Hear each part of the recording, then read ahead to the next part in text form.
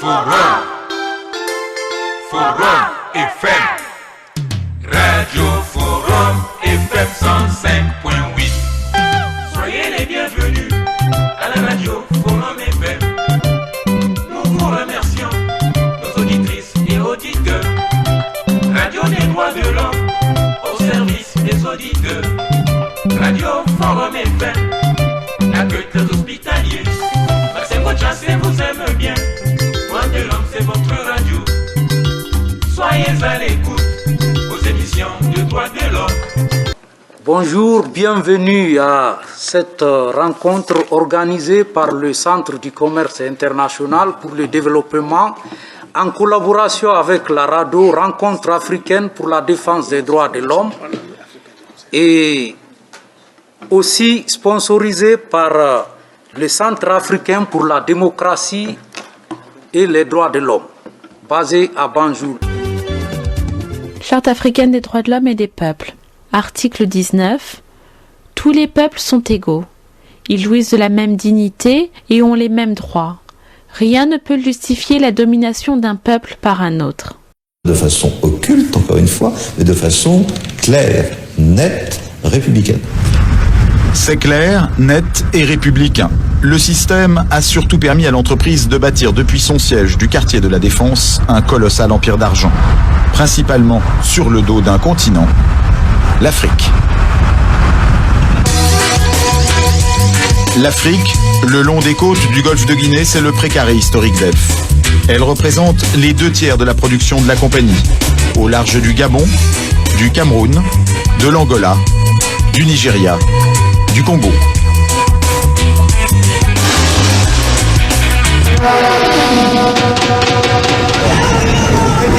Une des pièces maîtresses d'Elf, c'est le Congo, capitale Brazzaville. Malgré ses 14 millions de tonnes de pétrole produits chaque année, le pays est mal géré depuis 30 ans. Mais Elf a su y gagner énormément d'argent grâce à toutes sortes d'opérations. Ça commence sur les puits de pétrole eux-mêmes. Les installations industrielles sont à 600 km de Brazzaville, près de la ville de Pointe-Noire. Tous les pétroles produits à travers le monde ne sont pas de la même qualité, donc de la même valeur. Pour le pétrole produit au large du Congo, comme c'est Elf qui le commercialisait sur le marché mondial, ces calculs se faisaient dans les locaux de la compagnie, à Paris. Des calculs très défavorables aux Africains, qui permettaient à Elf d'acheter le pétrole brut moins cher, après ce qu'on appelle une décote.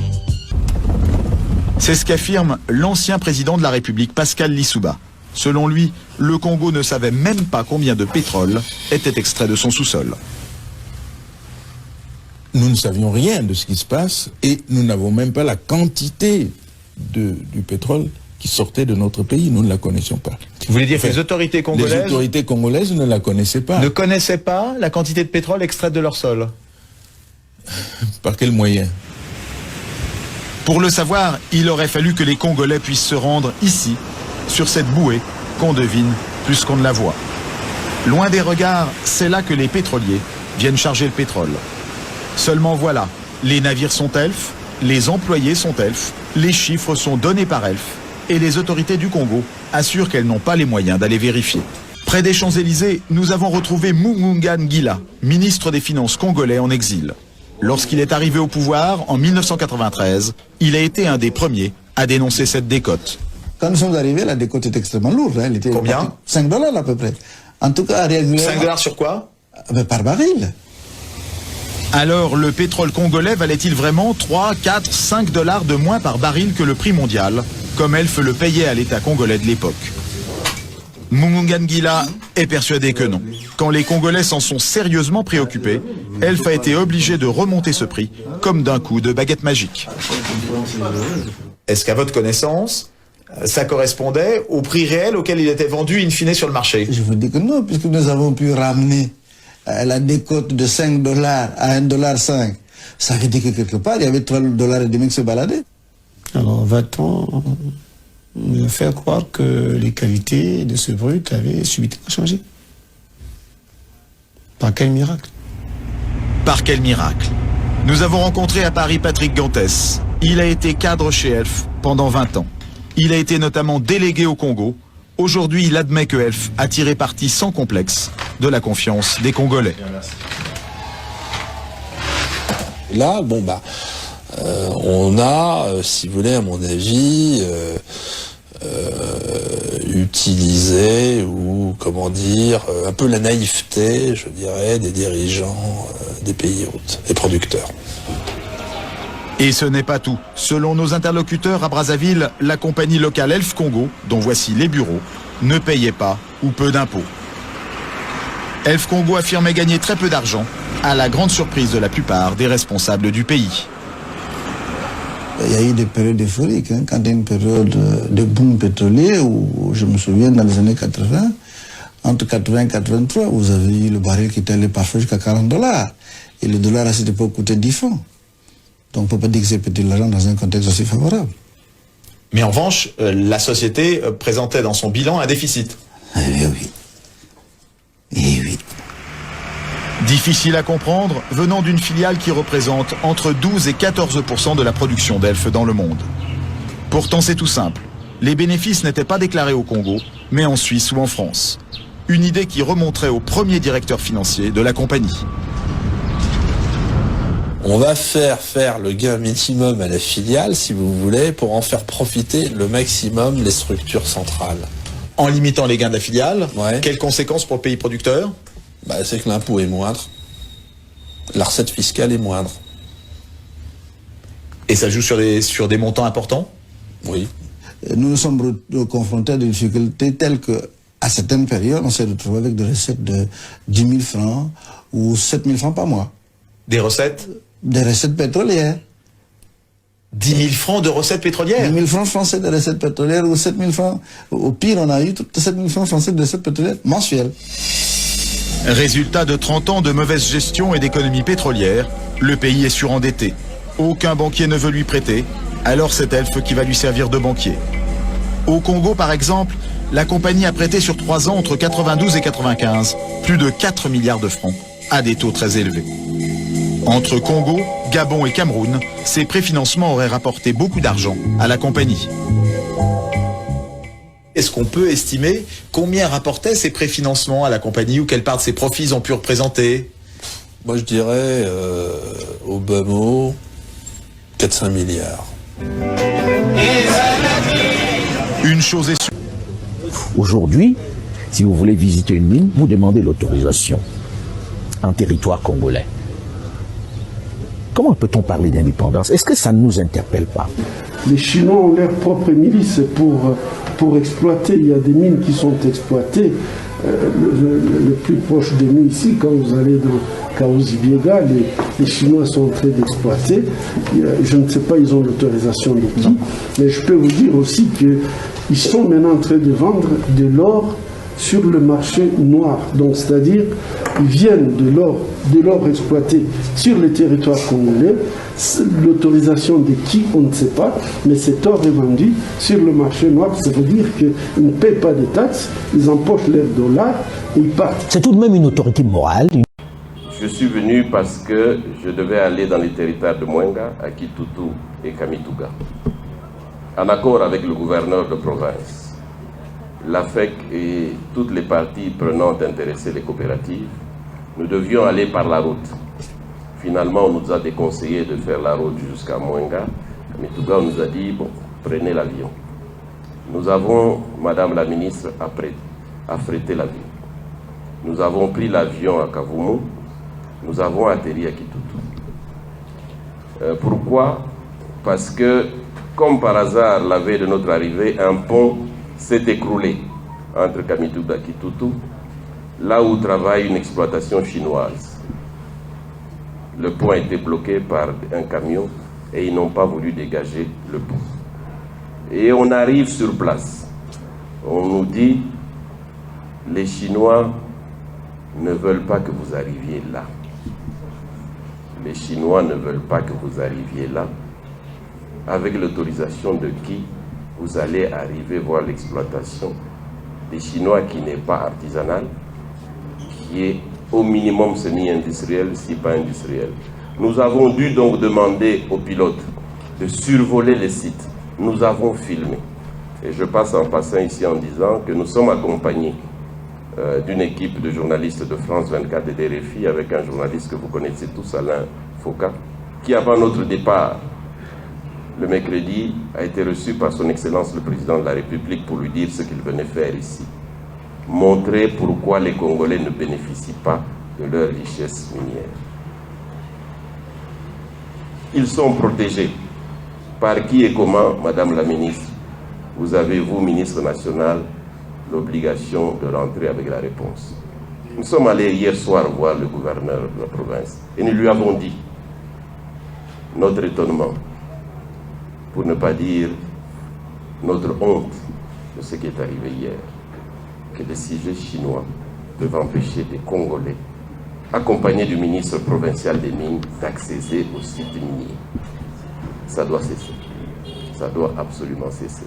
Ce pays nous appartient et on apprend qu'ils n'ont aucun titre, aucune autorisation d'exploiter. Comment est-ce possible? On oublie seulement une chose, c'est qu'une grande partie de l'argent qui est dans notre porte-monnaie vient précisément de l'exploitation depuis des siècles de l'Afrique. Pas uniquement, mais beaucoup viennent de l'exploitation de l'Afrique. Alors, il faut avoir un petit peu de bon sens, je ne dis pas de générosité, de bon sens, de justice, pour rendre aux Africains, je dirais, ce qu'on leur a pris, d'autant que c'est nécessaire si l'on veut éviter les pires convulsions ou difficultés avec les conséquences politiques que ça comporte dans le prochain avenir.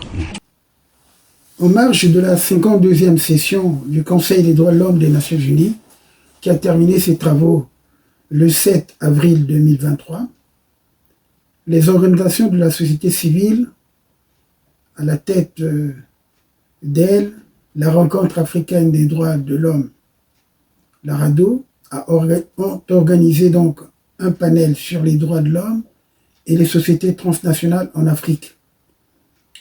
Il y a eu plusieurs personnalités, notamment le fondateur de la RADDHO, Alioune Tine, président aujourd'hui de l'Africa-JOM Center. C'est un expert indépendant sur la situation des droits de l'homme au Mali.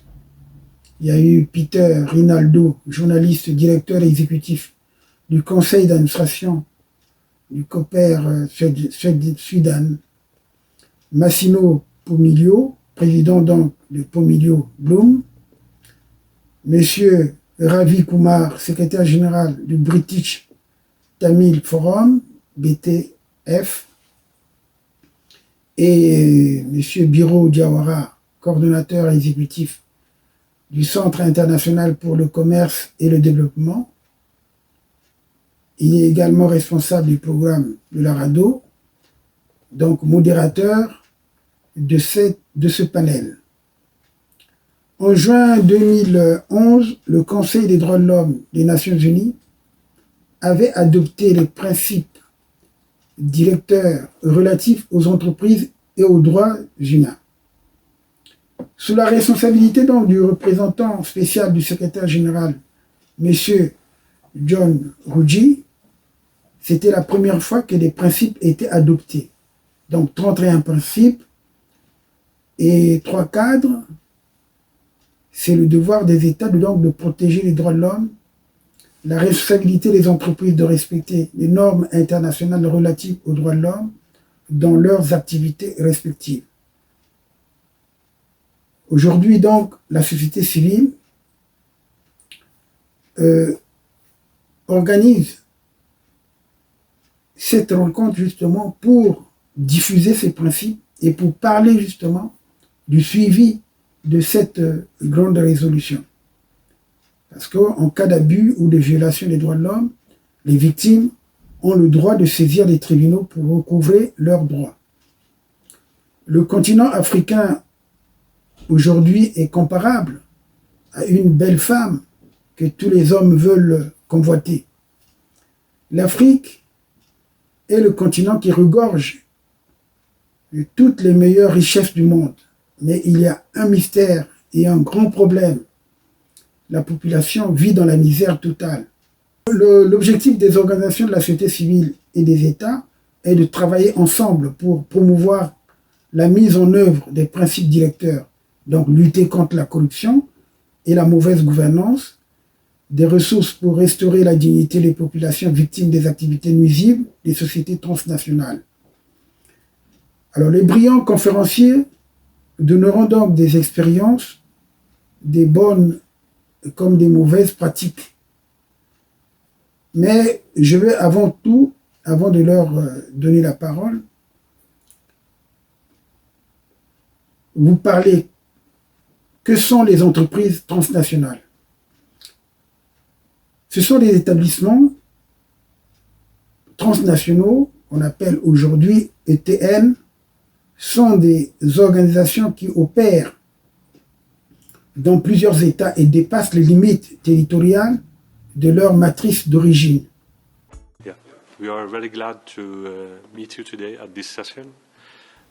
Le terme multinational est progressivement remplacé par transnational, car il représente mieux les caractéristiques des nouvelles firmes mondiales.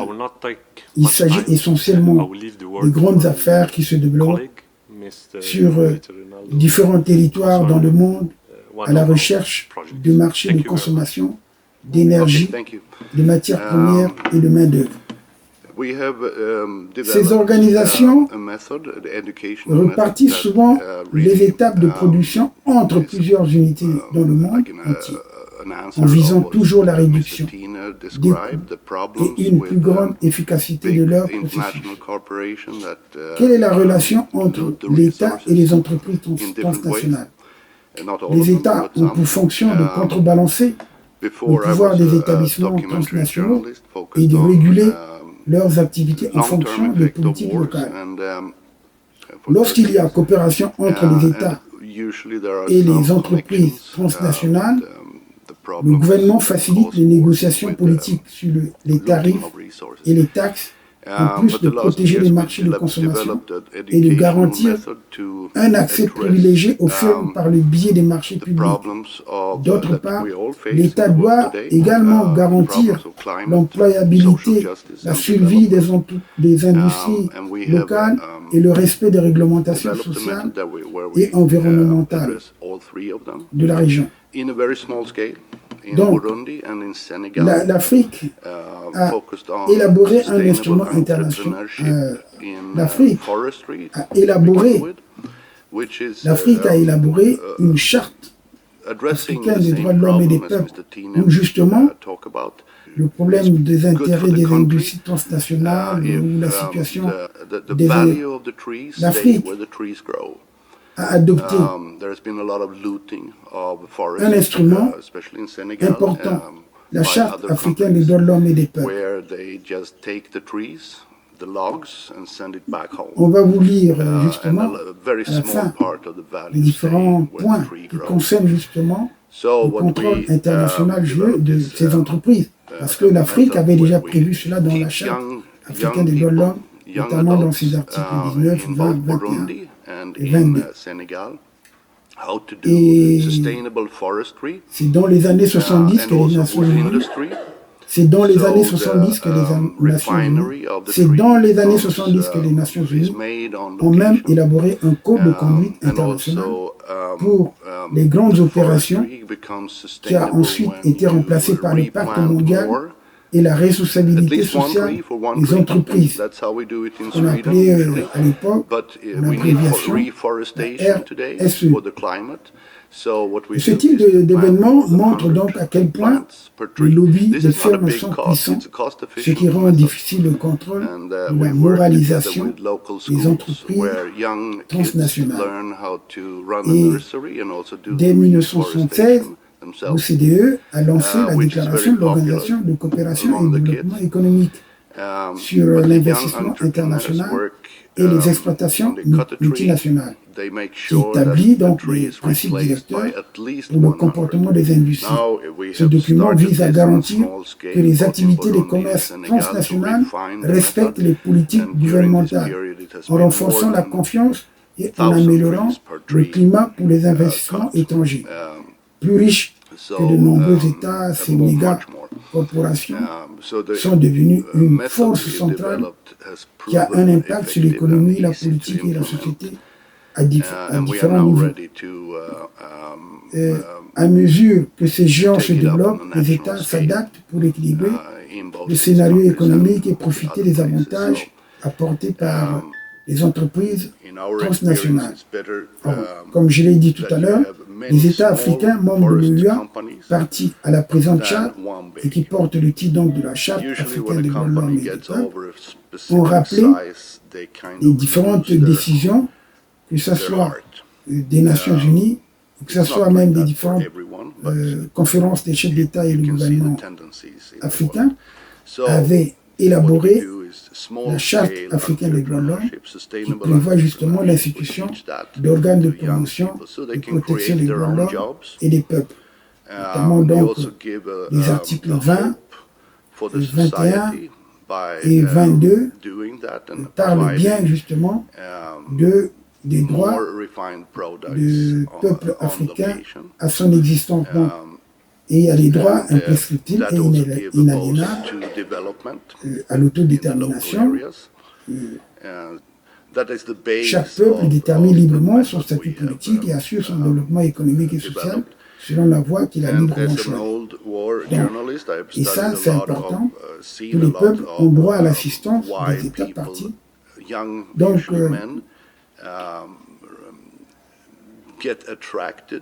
Alioune Tine Afrikajom Center, donc l'expert, lui, il a parlé de la situation justement de l'Afrique de l'Ouest. Il a parlé donc du rapport sur la démocratie en Afrique de l'Ouest. Pour lui, la situation peut arriver pour... Il faut donc... Il faut travailler. Pour lui, il faut travailler sur la démocratie et la sécurité. Et donc la bonne gouvernance afin de prévenir l'Organisation européenne des droits participer nous avons donc however, I will stick to a couple of points. The one is that the extraction of resources. This was happening during the colonialist period. It continues to happen now. An African government decide, because they don't have the technology, what kind of company to take on board. This friend of ours called the Special Rapporteur on Hunger, Jean Ziegler, he said that the system is against Africa, and those are the three things, the three riders of the apocalypse, the World Bank, the IMF, and the World Trade Organization. They keep the system in place. We have to change the system. Thank you. And we've been hearing this for decades, if not, and what are we doing about it? And don't tell me that it's because Africans are corrupt, or tell me that it's because we are not democratic. It is just something deep that we need to go into. How come that this goes on and on? We have seen parts of what can we do to make a real change? I mean, if those who are interested in African development and in Africa, what should they be doing they're not doing? It's not only... Nous allons voir un petit film pour cadrer le débat. Merci. Film, s'il vous plaît.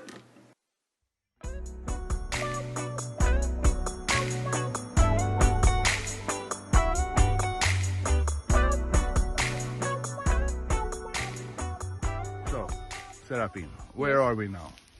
We are in Irango, where we plant eucalyptus. Il a également pris l'exemple sur le Botswana. Il y a une bonne gouvernance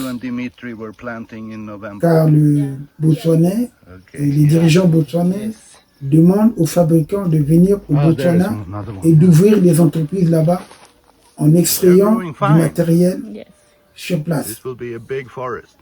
Parmi donc les recommandations fortes, il faut voir comment les rendre personnalisés avec l'aluminium. Nous avons également le problème du fer. Et quant à M. Pierre Rinaldo, directeur exécutif du conseil d'administration du la to coopération make that size.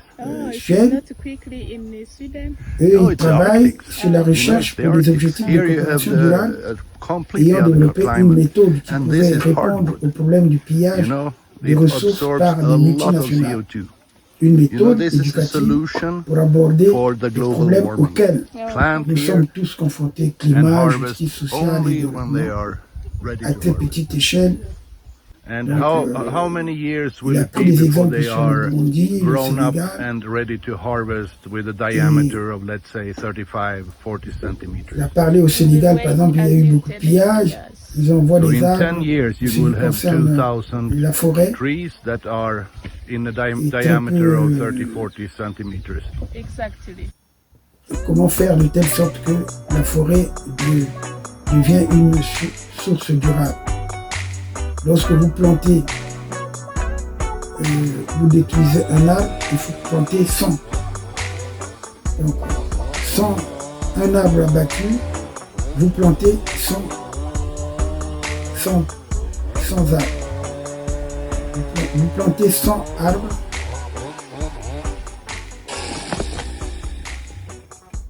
Donc, We will not leave nous travaillons anything donc avec for les écoles, just rot them in the forest. We will les keep écoles everything locales, nous and travaillons save it. avec les So écoles all the CO2 that is stored in qu'ils these apprennent trees à gérer will be preserved for the la future pépinière et à planter and des arbres. taken out of the atmosphere. Quant à Massimo Pomilio, fondateur et président du Pomilio Plum, lui, il a fait une communication justement sur la nécessité d'apporter l'information aux citoyens. Donc la communication est très importante en tant que première étape. Donc la sensibilisation et informer les citoyens, c'est la manière d'entamer ce processus. Et l'organisation, donc, la structure, donc, le fondateur de Plomium, de Pomilio Plum, lui, il travaille avec, son organisation travaille avec les institutions basées sur l'Union européenne, le Parlement, la Commission, mais aussi avec l'Union africaine. In sustainable entrepreneurship is big. Here we are used to work in accordance to nature and with the right mentors who can teach and inspire and facilitate the growth of new business. The potential for above sustainable and healthy economy is tremendous. The key for the future is sharing. Là, nous sommes à l'aéroport de Bukavu. Pour aller sur une mine du Congo, il faut l'autorisation des Chinois. Ça veut dire que il existe un territoire chinois dans ce pays, la RDC. Un territoire chinois tout simplement parce que personne ne sait ce qu'on produit dans ces mines-là, personne ne sait les quantités de minerais que l'on sort dans ces mines-là. Personne ne sait ce qui se passe dans ces camps-là, dans ces mines-là. Ils déclarent ce qu'ils veulent, mais c'est classé en mine artisanale. Dans les statistiques des mines que l'on présente, personne ne peut dire ce qui sort des mines chinoises. Les compagnies occidentales qui ont acheté ici il y a quelques années, qui ont signé ici il y a quelques décennies, les ont toutes vendues à celui qui avait du liquide, les Chinois. Aujourd'hui, si vous voulez visiter une mine, vous demandez l'autorisation en territoire congolais. Comment peut-on parler d'indépendance? Est-ce que ça ne nous interpelle pas? Les Chinois ont leur propre milice pour exploiter. Il y a des mines qui sont exploitées. Le plus proche de nous ici, quand vous allez dans Kaouzi-Biega, les Chinois sont en train d'exploiter. Je ne sais pas, ils ont l'autorisation de qui, mais je peux vous dire aussi qu'ils sont maintenant en train de vendre de l'or sur le marché noir. Donc, c'est-à-dire, ils viennent de l'or exploité sur les territoires congolais. L'autorisation de qui, on ne sait pas, mais cet or est vendu sur le marché noir. Ça veut dire qu'ils ne paient pas de taxes, ils empochent leurs dollars et ils partent. C'est tout de même une autorité morale. Je suis venu parce que je devais aller dans les territoires de Mwenga, Akitutu et Kamituga. En accord avec le gouverneur de province, l'AFEC et toutes les parties prenantes intéressées, les coopératives, nous devions aller par la route. Finalement, on nous a déconseillé de faire la route jusqu'à Mwenga. Kamituga, on nous a dit, bon, prenez l'avion. Nous avons, Madame la ministre, affrété l'avion. Nous avons pris l'avion à Kavumu. Nous avons atterri à Kitutu. Pourquoi? Parce que, comme par hasard, la veille de notre arrivée, un pont s'est écroulé entre Kamituga et Kitutu, là où travaille une exploitation chinoise. Le pont a été bloqué par un camion et ils n'ont pas voulu dégager le pont. Et on arrive sur place. On nous dit, les Chinois ne veulent pas que vous arriviez là. Les Chinois ne veulent pas que vous arriviez là. Avec l'autorisation de qui vous allez arriver voir l'exploitation des Chinois qui n'est pas artisanale, qui est au minimum semi-industriel, si pas industriel. Nous avons dû donc demander aux pilotes de survoler les sites. Nous avons filmé. Et je passe en passant ici en disant que nous sommes accompagnés d'une équipe de journalistes de France 24 et des RFI avec un journaliste que vous connaissez tous, Alain Foucault, qui avant notre départ, le mercredi, a été reçu par son Excellence le Président de la République pour lui dire ce qu'il venait faire ici. Montrer pourquoi les Congolais ne bénéficient pas de leur richesse minière. Ils sont protégés. Par qui et comment, Madame la Ministre? Vous avez, vous, Ministre national, l'obligation de rentrer avec la réponse. Nous sommes allés hier soir voir le gouverneur de la province et nous lui avons dit notre étonnement, pour ne pas dire notre honte de ce qui est arrivé hier, que les sujets chinois peuvent empêcher des Congolais, accompagnés du ministre provincial des Mines, d'accéder aux sites miniers. Ça doit cesser. Ça doit absolument cesser. Ce pays nous appartient et on apprend qu'ils n'ont aucun titre, aucune autorisation d'exploiter. Comment est-ce possible?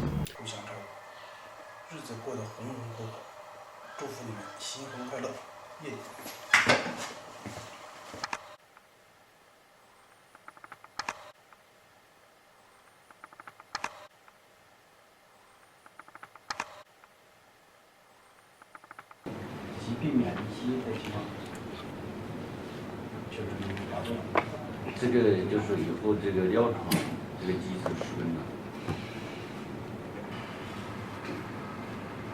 这是1杠2，修复之前准备一个，这个查看了这个挖补部分设置小大堂，就是大堂这个区域，大部分情况是1层和6床这块，这个块有水，是通过他们进行的，他们这个固有配有固定的这个游泳板。运板宽度为单向2.9 米，到了这26吨的这个11个轮的这个交流轮，就是这样开。基层施工呢，就是说，就是碾压式，当然你这里可以搭一点点，门料啊可以稍微搭一点点。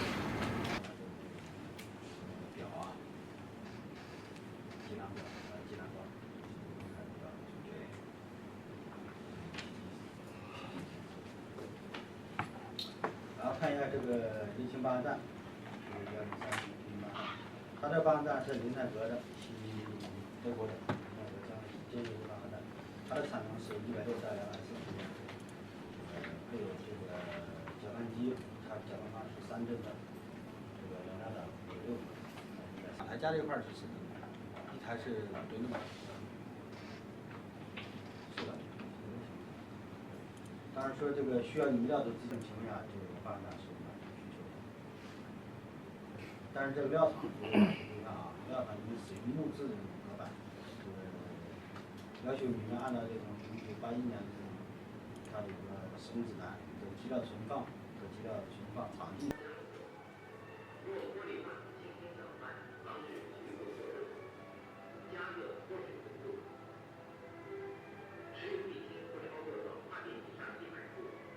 每米斤不超过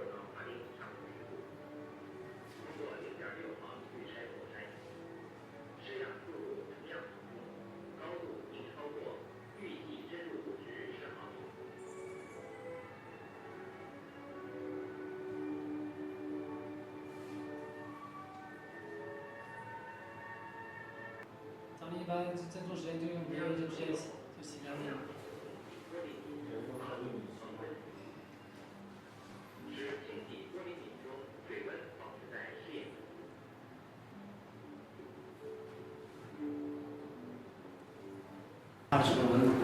咱们这就要求嘛，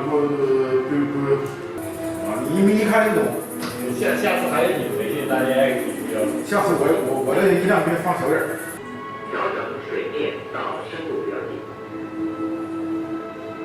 并保持这种。你看，慢慢的它就融化了。当它接触到那个底部的时候，它就温度上升速度超出子弹，你就按下那个按钮，它就自动融入了。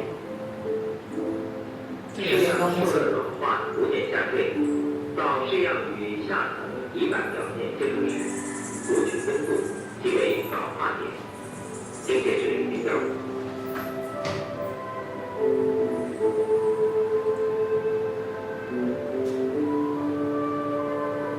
保定温度开始放。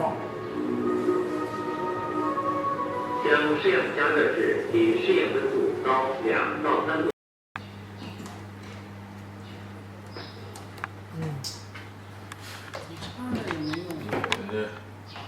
总共排一下，一个安全工程师的一天。哎，对对对，跟踪一下。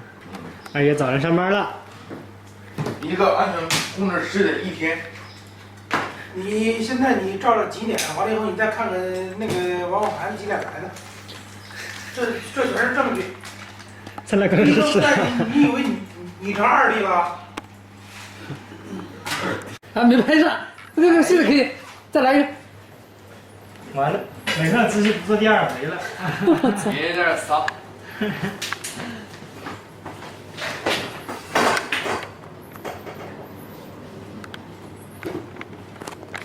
外交、经济、外贸、文化局的主席，还在于他始终在密切关注进入。Je vous lis donc la transcription qui est faite et que vous suivez. Il dit de l'Afrique francophone, ce vaste pays carré français, les populations ne sont l'ombre que d'eux-mêmes. C'est malheureux et c'est sans espoir. Tous ces présidents sont déconnectés de la réalité de leur peuple. Plus grave encore, ils ont la double nationalité, celle de la France et de leur pays, au point où l'on sait s'ils défendent les intérêts de leur propre pays ou ceux d'un pays étranger. Par exemple, tous les membres de la famille d'un président dont je tairai le nom sont adhérents à un parti de droite en France. Voilà où l'on est. C'est absurde, mais comme ça, et puisque la bêtise africaine n'a pas de limite, ces présidents sont allés jusqu'à conserver une monnaie coloniale nuisible, une monnaie qu'ils ne contrôlent même pas. Je suis abasourdi, réplique le journaliste. C'est comme l'esclave qui veut rester enchaîné. Leurs intellectuels, ce sont des robets de bois à l'envers. Ils sont nuisibles, nuisibles tout à fait. Ils exhibent leurs diplômes obtenus à la Sorbonne comme des trophées. Des diplômes bidons qui ne créent pas de richesse, doctorat en littérature française. Par contre, il vaut mieux un Africain instruit qu'un Africain illettré. Les diplômes sont aussi importants, n'est-ce pas? Pas si sûr. Uniquement le titre de leur thèse vous donne une idée sur leur médiocrité. Dis donc, leur cas est grave. Alors, c'est vraiment pathétique. Disons d'emblée que l'agrégation de grammaire française ne changera pas grand-chose dans le régime alimentaire d'un enfant togolais. Je suis complètement d'accord avec vous. Un enfant togolais sous-alimenté, à la tête vide, les yeux vides. C'est donc à cause de ce genre d'élite nocive et aliénée que ces pays ne s'en sortiront jamais de ce trou. Et rien n'est plus drôle que le malheur. Je disais donc tout à l'heure que cette monnaie coloniale est inutile. Ce point est important. Je tiens à revenir là-dessus. En contrepartie de la convertibilité garantie par la France, les banques centrales ont déposé 50% de leurs réserves de change au Trésor public français sur les comptes portant des doux noms de comptes d'opération. C'est du vol, purement et simplement. Oui, la prédation à l'État pur, exactement, exactement. Éclairez-nous un peu. C'est un drame, imaginez-vous 50% des avoirs extérieurs de leur pays déposés chaque année dans un compte logé à l'étranger. Résultat, les citoyens africains n'ont pas accès aux services publics monétaires. Avec quoi vont-ils se développer? Cet argent va en France pour payer les chômeurs français, les assister, les handicapés. Après, on s'étonne qu'il y a des migrants africains qui ne font que suivre leur argent volé par les Français. Les réserves extérieures de ces pays-là sont à peu près 14 milliards de dollars rémunérés au taux marginal. C'est-à-dire que les Africains financent une partie du budget français. L'argent appartient aux Africains et les intérêts sont pour la France. C'est pourquoi ils n'avanceront pas. Ne serait-ce que d'un iota de plus. La France leur ferme la porte. Ils rôdent comme des corbeaux autour du consulat de France.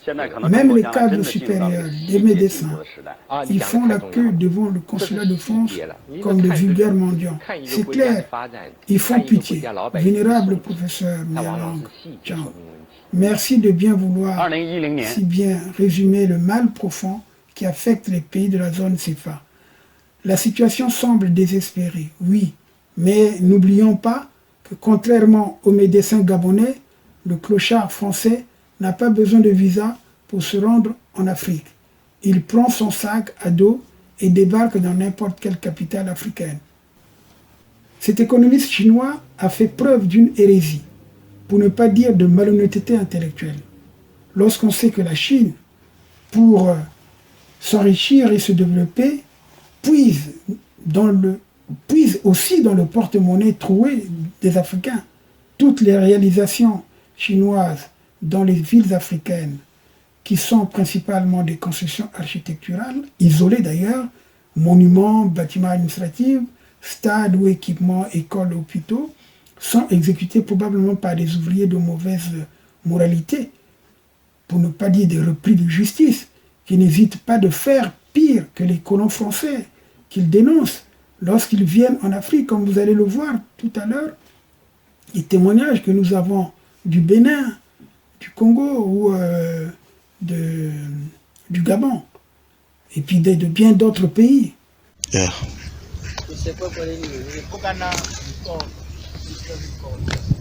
Jean-Marie Noumanville, je m'appelle.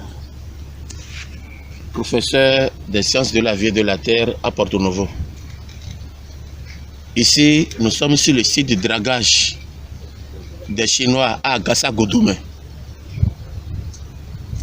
Nous sommes face à une situation dramatique ce matin.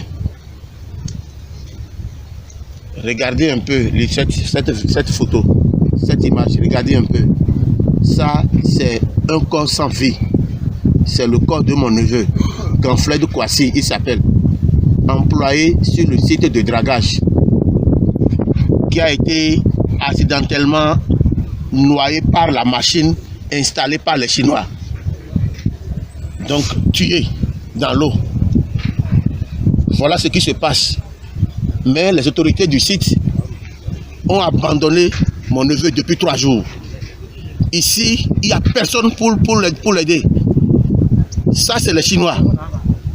Monsieur le Président de la République, Monsieur le ministre de la Justice, chef d'autorité, peuple béninois, aidez-nous à gérer.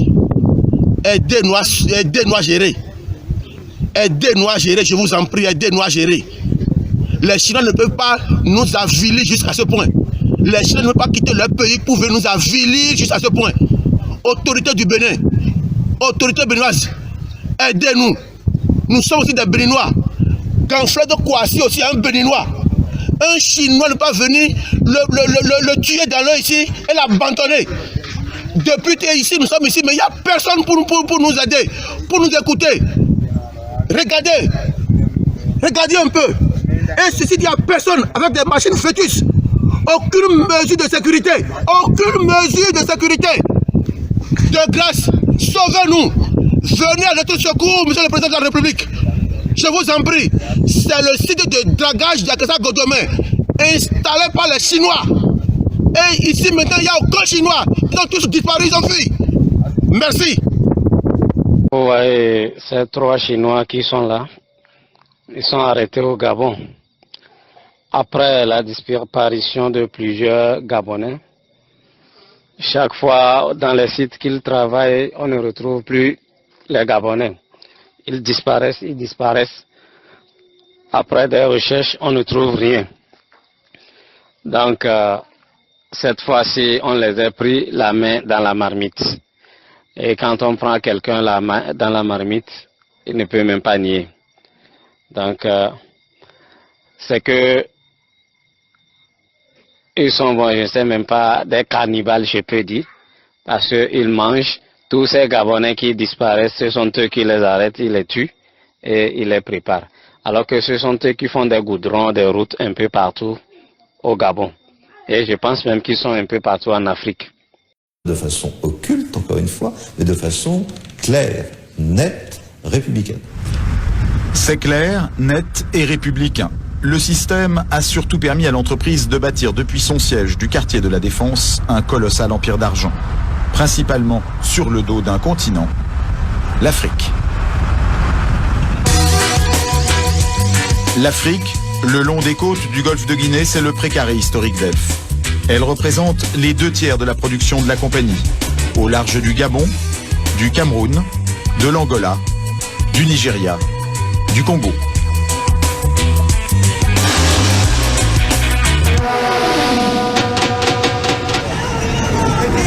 Une des pièces maîtresses d'Elf, c'est le Congo, capitale Brazzaville. Malgré ses 14 millions de tonnes de pétrole produits chaque année, le pays est mal géré depuis 30 ans. Mais Elf a su gagner énormément d'argent grâce à toutes sortes d'opérations. Ça commence sur les puits de pétrole eux-mêmes. Les installations industrielles sont à 600 km de Brazzaville, près de la ville de Pointe-Noire, au bout d'une des rares routes bien goudronnées du pays. On a suivi les panneaux, il faut prendre à droite. C'est indiqué. Voilà le terminal pétrolier de Djeno. C'est ici que transite le pétrole, extrait par Elf, pour son compte et celui du pays. Les puits sont en mer. Au bout d'un chemin, il n'y a rien à voir, si ce n'est quelques tuyaux qui s'enfoncent dans l'océan, derrière une grille. Problème, à partir de cette grille, fini le Congo, tout est contrôlé par Elf, dans le plus grand secret. C'est ce qu'affirme l'ancien président de la République, Pascal Lissouba. Selon lui, le Congo ne savait même pas combien de pétrole était extrait de son sous-sol. Nous ne savions rien de ce qui se passe et nous n'avons même pas la quantité du pétrole qui sortait de notre pays. Nous ne la connaissions pas. Vous voulez dire que les autorités congolaises ne la connaissaient pas. Ne connaissaient pas la quantité de pétrole extraite de leur sol? Par quel moyen? Pour le savoir, il aurait fallu que les Congolais puissent se rendre ici, sur cette bouée qu'on devine plus qu'on ne la voit. Loin des regards, c'est là que les pétroliers viennent charger le pétrole. Seulement voilà, les navires sont Elf, les employés sont Elf, les chiffres sont donnés par Elf, et les autorités du Congo assurent qu'elles n'ont pas les moyens d'aller vérifier. Gilbert Songuissa a dirigé pendant plusieurs années les services de contrôle pour le ministère des Pétroles. Selon lui, c'était mission impossible, ou presque. Pour aller contrôler, naturellement, il faut faire appel aux moyens des compagnies pétrolières. C'est-à-dire que vous-même, est-ce que vous aviez vos propres bateaux, vos propres hélicoptères pour pouvoir aller sur les plateformes? Non, pas du tout. Vous aviez combien de bateaux? Je vous ai dit pas du tout, donc 0 bateau. Même pas une pirogue. Au large de ces plages, des quantités de pétrole importantes auraient ainsi été acheminées sans que les officiels congolais n'en soient mis au courant. Parfois même, des navires entiers. Et un pétrolier de 100 000 tonnes, cela représente près de 100 millions de francs qui échappent aux caisses du pays. On appelle ça une cargaison fantôme. Interrogé sur la question, Loïc Le Floch-Prigent ne dément pas qu'il y en ait eu. Il y a des cargaisons qui sont produites et qui n'ont jamais été officiellement. Voilà. C'est des choses qui sont arrivées, bien sûr, dans le passé, quand les dispositifs de comptage n'étaient pas aussi précis que maintenant. Alors, on peut estimer qu'aujourd'hui, les dispositifs de comptage sont précis, du moins dans certains pays. Alors si je prends l'exemple quand même concret des pays africains, et notamment dans les années 70, 80, 90, est-ce que les systèmes de comptage étaient précis? Le système de comptage était imprécis.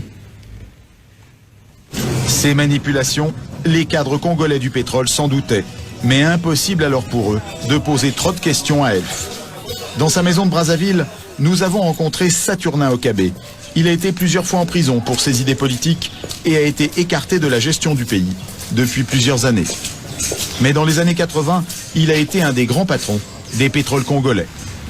Selon lui, il n'était pas facile de contester ouvertement l'honnêteté d'Elf et des autres compagnies pétrolières. C'était toujours dangereux de vouloir donner l'impression qu'on n'a pas confiance à tel ou tel opérateur économique. Ça, je dois aussi vous le dire. C'était dangereux. Dangereux pour la personne qui était là. Parce que c'est quand même l'affaire pétrolière, et il faut le dire, est quand même une affaire de gros sous. Pour avoir mis son nez dans cette affaire de gros sous, il raconte avoir été tout simplement viré de son poste, un des plus importants du pays, en 1991, du jour au lendemain. C'est quelqu'un qui m'est très confiant, qui m'a dit, écoute, demain matin ne viens pas au bureau. Ah bon? Mais demain matin, je ne suis pas parti au bureau, mes portes étaient fermées, clouées. Mais selon plusieurs responsables congolais, Elf aurait fait plus que cacher des quantités de pétrole. Jusqu'au milieu des années 90, la compagnie aurait menti au pays sur la vraie valeur de ces barils de brut. Pendant longtemps, on nous a fait croire que notre brut n'était pas d'une bonne qualité. Tous les pétroles produits à travers le monde ne sont pas de la même qualité, donc de la même valeur.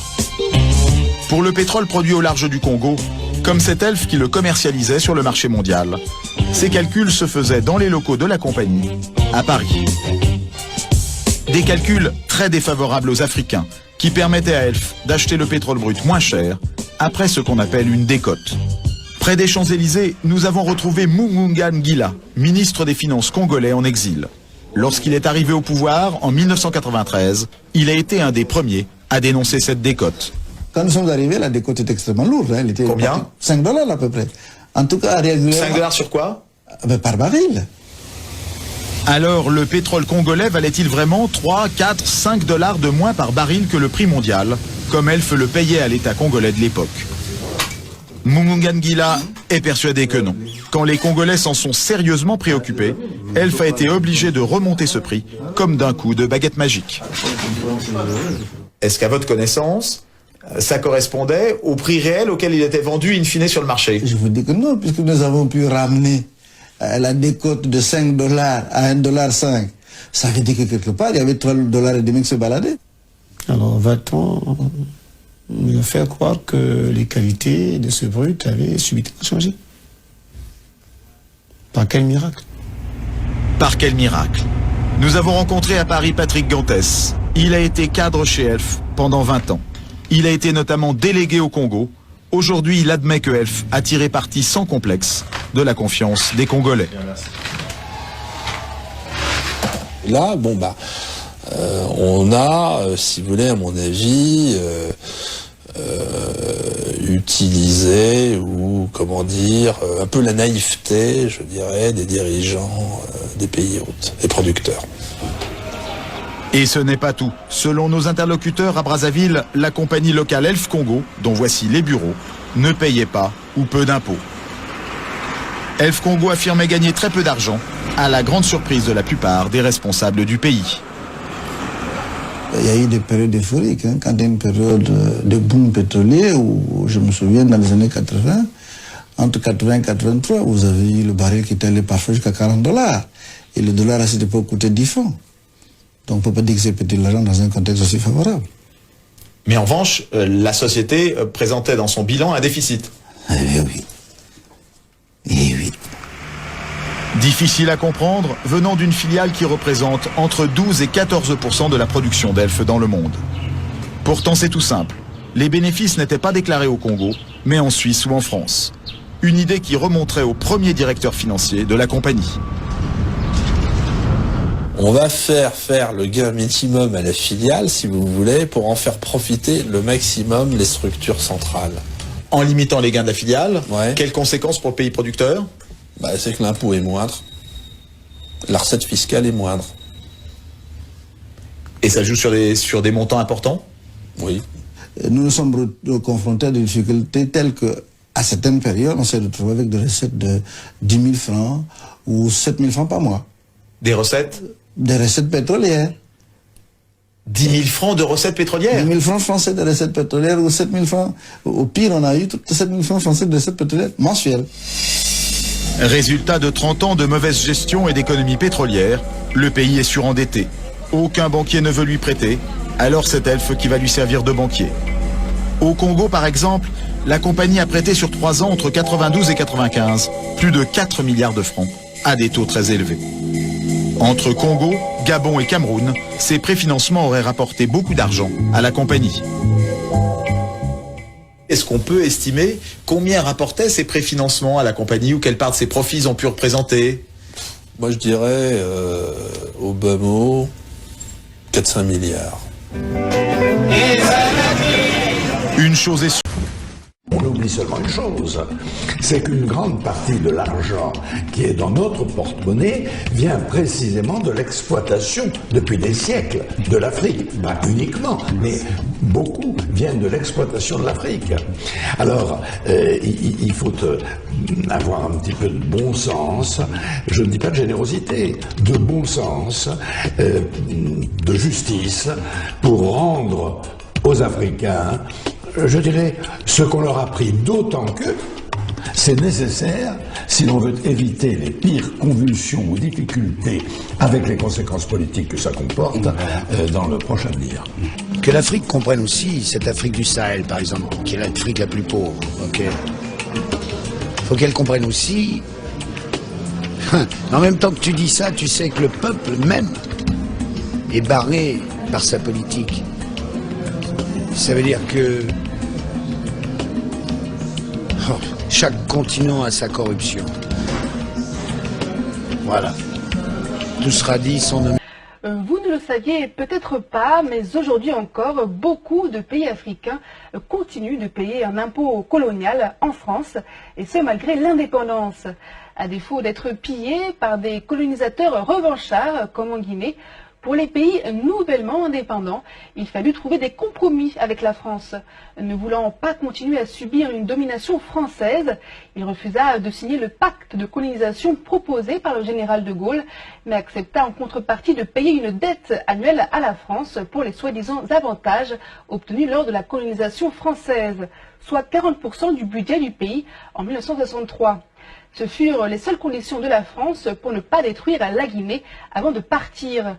Aujourd'hui, à l'instar du Togo, 14 pays africains sont obligés par la France, à travers le pacte colonial, de mettre 85% de leurs réserves à la Banque centrale de France, à savoir le Bénin, le Burkina Faso, la Guinée-Bissau, la Côte d'Ivoire, le Mali, le Niger, le Sénégal, le Togo, le Cameroun, la République centrafricaine, le Tchad, le Congo-Brazzaville, la Guinée équatoriale et le Gabon. Enfin, sachez que la France ne leur permet d'accéder à seulement 15% de leur argent par an. S'ils ont besoin de plus, les pays africains doivent emprunter à des taux commerciaux. Vous voyez comment est-ce que les Chinois là sont en train de tuer la population? Ça, on appelle ça les bouts de déchets toxiques, de pétrole brut, eau usée et autres. Donc, l'eau là, on leur demande de traiter ça, mais eux ils viennent prendre ça par ici. Et quand ça se remplit, ça vient par ici. Vous voyez le canal là? Regardez. Tout ça là, c'est l'eau là. Ça vient par ici. On déverse ça ici. Ils font semblant de rembler par ce tuyau là. Vous voyez? Ça rentre par là. Regardez comment ça se disperse ici. Tout ça là, c'est ça. Et en bas là-bas, vous voyez là-bas, il y a l'eau. Ça va aller tomber dans l'eau où les gens se lavent. Donc la population est en train de déclarer. Regardez comment est-ce que la zone est devenue polluée. Ça descend comme ça. Jusqu'à l'eau. Et l'eau là, il y a les maniocs. Là où les mamans du village sont en train de prendre ces maniocs préparés et revendre à la population. Vous voyez comment est-ce que les Chinois sont en train de tuer la population? Les gens de village sont en train de déclarer qu'ils n'arrivent plus à se laver avec cette eau-là. Parce que, voilà, ça descend par ici. Et ça va en bas là-bas, et là-bas il y a l'eau. Il y a une rivière là-bas. Je vais vous emmener jusque là où ça part. Voilà, donc regardez là où l'eau là, ça vient tomber, c'est par ici que ça tombe. Donc, regardez les pauvres mamans, ils font les maniocs et ils sont en train de gaspiller l'eau. Ces Chinois là, c'est la merde. Vraiment, ils sont en train de tuer la population ici. Regardez comment l'eau là, vous voyez la couleur de l'eau là, ça veut dire que c'est la couleur des eaux usées que vous avez vu, le bout de sable. Là. Regardez comment l'eau est noire là. Ça sort de là-bas. Donc quand ça ruisselle là-bas, ça vient jusqu'ici. C'est pas normal. C'est pas normal. Et regardez les maniocs là, on en mange. La population mange le manioc là. Est-ce que c'est vraiment normal? C'est pas normal. Vraiment, c'est pas normal. Regardez. Tout ça là, ce sont les maniocs.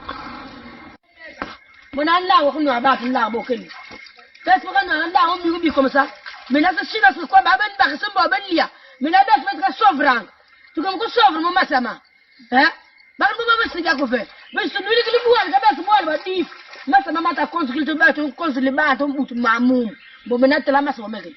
Massama bateau, mon coup de marque, ou 4 salbingol. Hein? Bah, vous pouvez caler bateau. Mais là, tout seul, baisse, basse, mais ça me fait bien, mais ta marque ou la marque. Pourquoi vous foutez bateau à faire faire? Vous vous êtes tombé comme un combat, masque ou div, papa. Mais à masse, vous pouvez me combattre, mais il y a que div. Mais attends, vous foutez bateau, mais il y a que mais il y a un tour ni les bons. Par contre, vous avez se dire. Donc, quand on bat bien le lui qui bateau, quand on bat un style le lui qui bat, ben ça vous va vivre, vous va pas nous vivre la baisse trouver. Ben tu me sauve. Ok. Voilà. Comment est-ce qu'ils polluent la zone? Ils sont en train de gaspiller la zone avec cette eau-là. Voilà. Voilà comment les Chinois sont en train de gaspiller. La population va souffrir ici. Ils tuent la population à petit feu. Regardez vous-même. Voilà. Ils sont en train de déverser ça là où les gens vivent. Regardez. Regardez. À base d'un véhicule. Voilà. Vous voyez ça?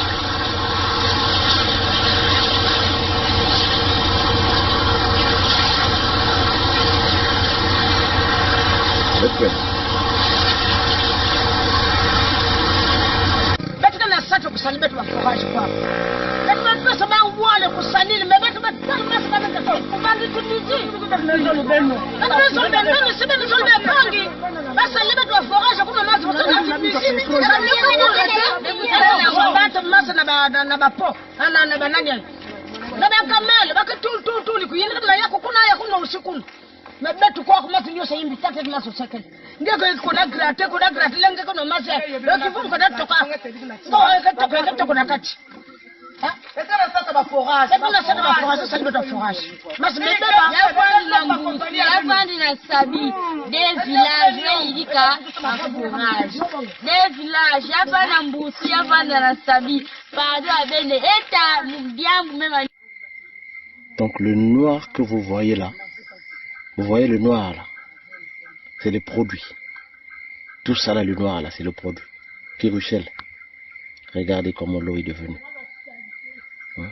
Très sale. Très très sale. Et tous ces maniocs là sortent de là-bas. Hein?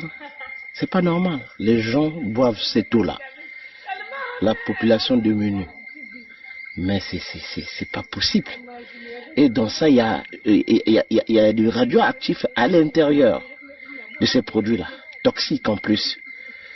Préparer les maniocs, les gens mangent, on revend, tout ça là. Mais quand même, vraiment, le gouvernement doit faire quelque chose. La population ne peut pas continuer à souffrir comme ça. Ces Chinois-là, ils se croient où vraiment? Hein? Regardez. Regardez comment est-ce que l'eau est noire. Vous voyez là? Les noirs qui sortent là, ce sont des produits là. Voilà. Voilà. Et ça a duré longtemps. depuis 2015 jusqu'à aujourd'hui. La population est très malade. On tue la population en petit feu. Regardez. C'est déplorable, hein? Vraiment.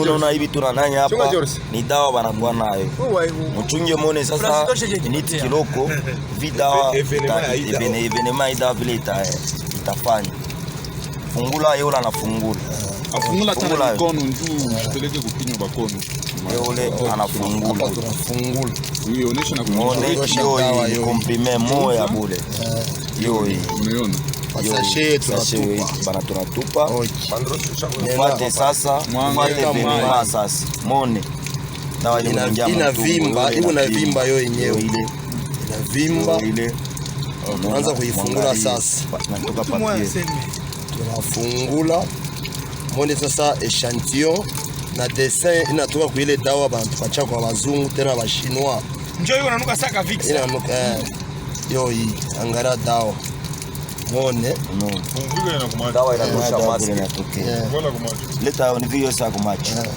hata bajibara mmoja acha kafanya hata chino alivala acha wala mbetoni afanye dawa nakufuata dawa ndio vile Mungu alisema wewe utakunya komprime asema matunzo asio upate kama ni matunzo ya macho me yo hii sasa nenda kuyala kwa macho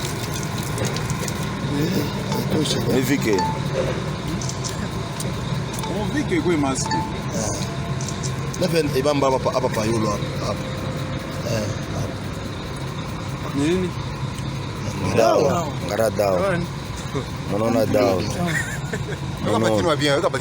mnaona dawa wala ndio vinafahamu ntumbu inafanika mundu mwa kuseje mnafaa histoire unaona dawa hiyo hapo tunatoka na dawa na hapo tunafika nayo muone echantillon mnaona mambo ya dawa hii tu mu estomac bana sabu suwiki moya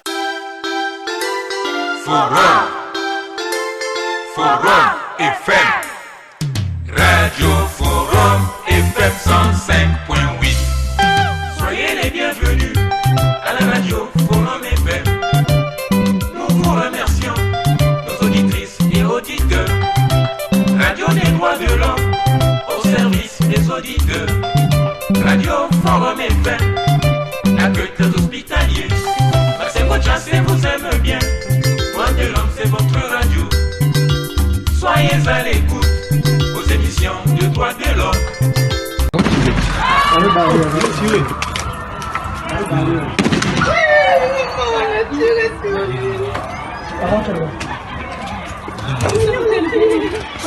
Pas fini.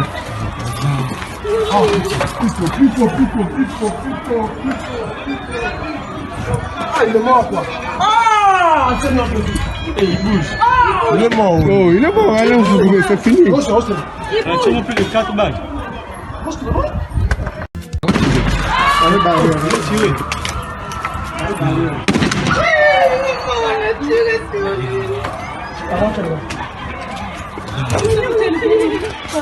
Pas fini.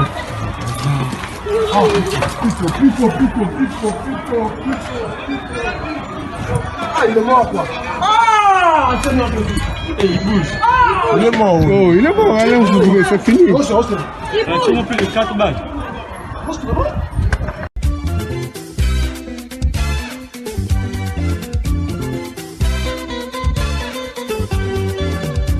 Charte africaine des droits de l'homme et des peuples. Article 19. Tous les peuples sont égaux. Ils jouissent de la même dignité et ont les mêmes droits.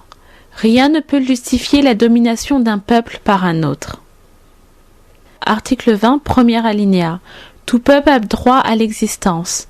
Tout peuple a un droit imprescriptible et inaliénable de l'autodétermination.